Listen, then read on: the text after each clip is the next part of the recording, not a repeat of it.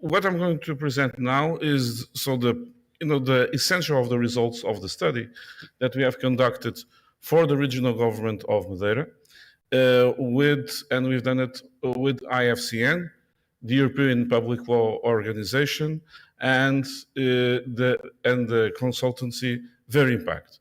So, if I can have the presentation, please. Very well. So here, what we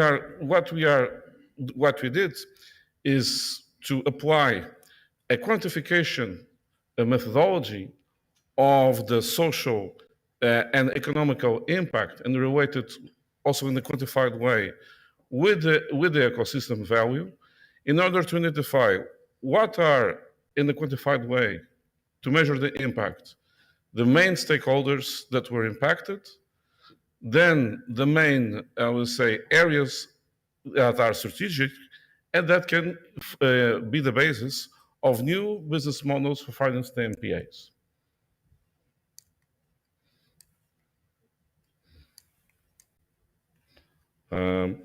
Okay, so very quickly, so Fórum Oceano, we are the cluster for the blue economy. We have 140 members. We are a non-profit organization that focused on sustainable economy. We were one of the Portuguese stakeholders of the UN Ocean Conference, and we represent about 50% of what you can call the blue GDP in Portugal. And what we are focused is in fostering innovation for building a sustainable blue economy in all dimensions. In that regard,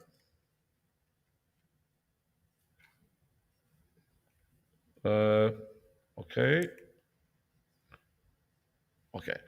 So in that regard, we were very recently, now it's official, we were designated the managers of the Blue Hub network in Portugal.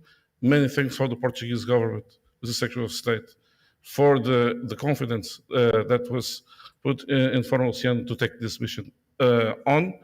And what we're going to do here, we're going to manage and help to manage the network in finding a business model for these 7 innovation centers that will be located in ports in Portugal mainland, but also there will be similar structures where we are also working cooperation here in Madeira at the Blue Hub that will be in Caniçao, and in the Azores that will be in the island of Horta.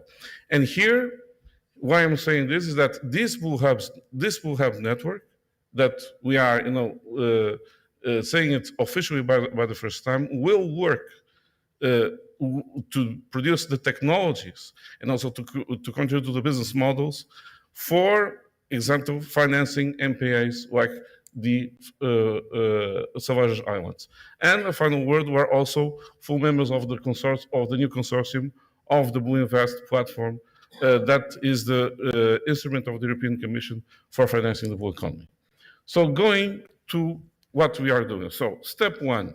So what we identified, we used, a methodology that is in line with the Marine Strategy Framework Directive. So, and what we did, so we systematized what is the natural capital and the main ecosystem services of the Selvagens Islands NPA, and then we try to identify what are the benefits that are generated to people that are sustainable, and others that are unsustainable, and the ones that are sustainable, how they can be market-based finance. So, what also one very core message: an NPA, mostly of the time, still today, is perceived, and I can, in simpler terms, it's like having money in the bank that is frozen. It doesn't generate any interest rate, or a low interest rate, and it's an obstacle to economic development. So it was like Paulo said before, fishermen perceive firstly as an obstacle to their activity. In fact, what is what has is like a savings in the bank or a financial product that generates interest rate in the long term, it will generate a lot of benefits that will bring higher income in other dimensions and also in more sustainable fisheries in terms of value of what is fished. So what we did is, in an ESG perspective, to systematize that and also to say how how can we change that perception. So we use the common international classification of ecosystem services. And what we see in the use values, so what can be used as a revenue source, we found the tourism, fisheries, research and science, and in the indirect use of the natural capital, the carbon sequestration, the education, and what we cannot use is being a biodiversity hotspot, a no-take zone, so all extractive activities that alter the ecosystem are out. And on the long term, but that is derived from the use values, how can you use some of the biodiversity for pharma and other applications that are not used in an extractive way? So what kind of services can really be provided?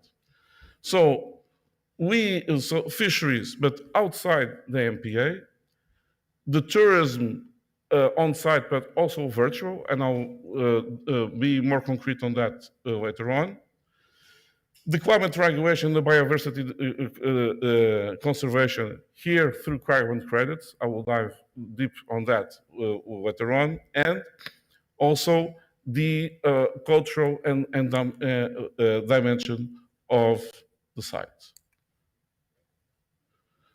So what we did, we mapped the stakeholders, we did the materiality assessment of those stakeholders, and then defined what kind of KPIs have to be met for delivering that quantified value.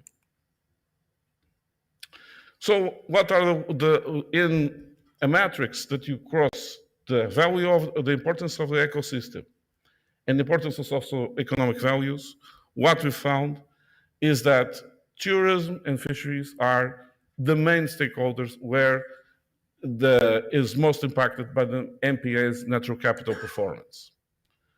Then, in terms of step 2 of the materiality analysis, what we've seen is that in terms of services crossing these 2 dimensions, fish stocks, tourism, carbon sink, and the tourism on site will be the main, but in a bigger term, the remote will be the sources where you can generate more revenue without having or with zero impact in the ecosystem value and even regenerating. And we did also a thorough analysis relating this perspective to all SDGs of the UN that will be in the report that will be available in 2 months. So, in short, from a full rating of the quantified methodology that we have, is that we have about 50% of the value of the natural capital ecosystem of the Selvagens Islands that can be used for generating new revenues without having impact in deteriorating the ecosystem. What are those business models? Virtual tourism, premium tourism, carbon credits based on the carbon sink capacity, blockchain tokens for tourism, sustainable tourism services, and blue bonds emission. In short, blue bonds emission. We have here the EIB in the panel. This is, I would say, something that is done in Seychelles, like it was mentioned in Peter Thompson's speech. However, it has its risks because it puts pressure on the state's budget, or in this case, in the budget from the region, because it's it's a debt instrument.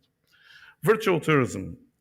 Using the power of digital, why not create a digital twin of the Selvagens Islands MPA, where people can have an experience either accessing it online, or you can have a dedicated building area in a science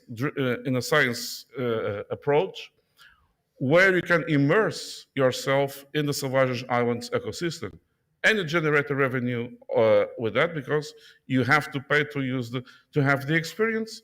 Part of the revenue can go to the Selvagens Islands financing. Premium tourism.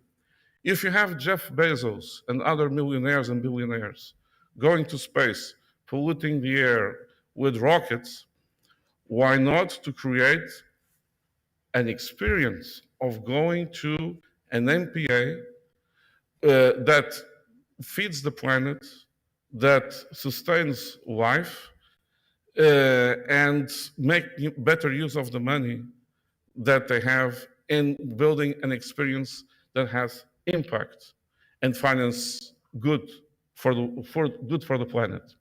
Carbon credits tokens. So here is the emission of carbon credits for market trading using a token blockchain system.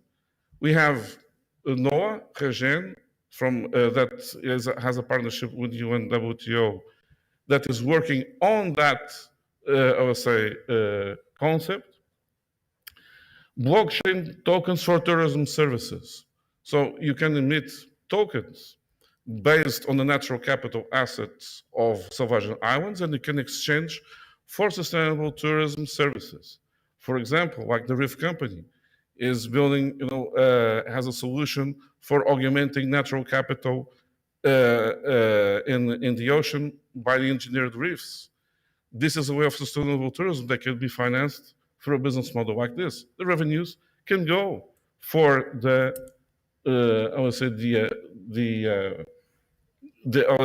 finance the MPA. So in short, what do we need for going further with this? We need a technological system that is, accurate in quantifying what is the behavior of CO2 and other dimensions in the water column, so that information can be auditable and support a financial product.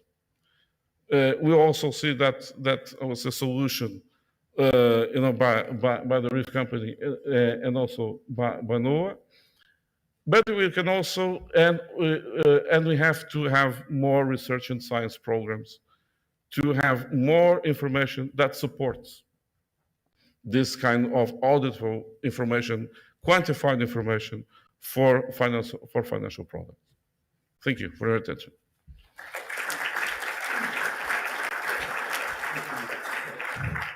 Thank you, Ruben, very much indeed. And I think those 4 areas that you suggested could be potential market-based mechanisms, the blockchains, the remote tourism, virtual tourism, which I have to say I have a little bit of trouble trying to understand, but I think is really interesting. Of those 4 areas, which one do you think holds the most potential for helping derive capital, financial funding for the Selvagens?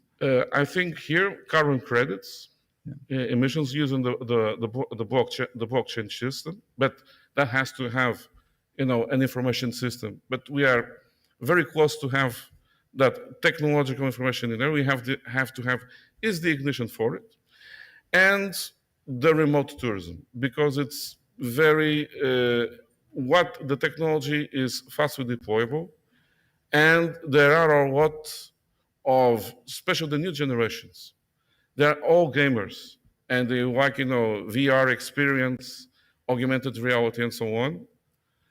And this is a way of, in a practical way, generate revenue and also generate the awareness because they're being educated, and it's a fast deploying revenue source that will also give the science dimension. Having a digital twin is also an education tool and a science tool.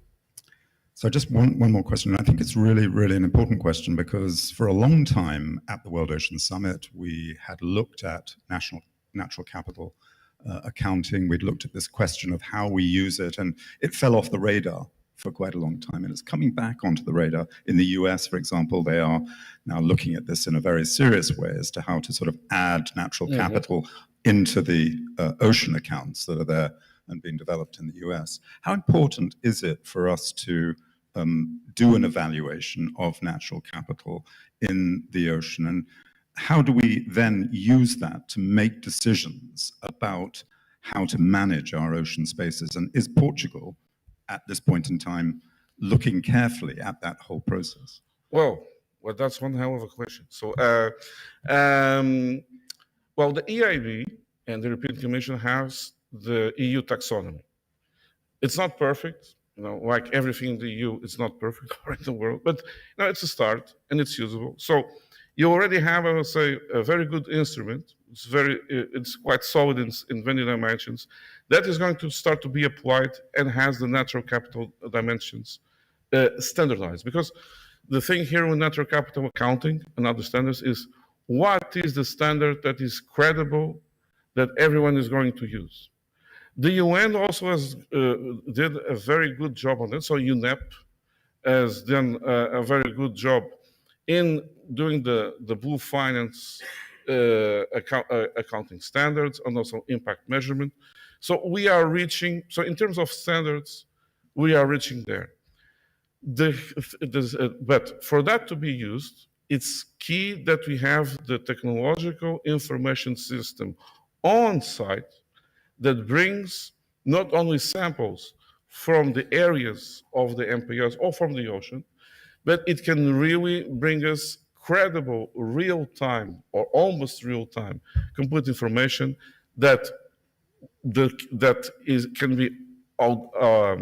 be audited, and also helps to quantify the impact, and then the taxonomy, like the AIB taxonomy or the EU taxonomy, something that will be alive, applied, and will be a tool for managing value, and then help to make the decisions, and also put the money where it should be put. And as you say, it's not just MPAs that benefit from this, but it's the entire ocean space that we govern. Of course. We have to do that in all those ocean spaces. Exactly. Yeah, a ship owner to make a decision on that if it has the tools that really makes the business case, that it's worthwhile to change the technology for a greener one because it's profitable and it generates a positive impact of which you also benefit.